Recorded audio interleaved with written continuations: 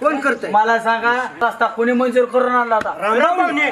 हे मंजूर करून आणला होता मी ना? स्वतः. मग मला सांगा त्याचं काम पूर्ण झाले. देव सरपंच म्हणतोय कसा देव रामभाऊ नारळ फोडतोय तेच बघतो. ते 5-50 पोर जमले ते या. किती?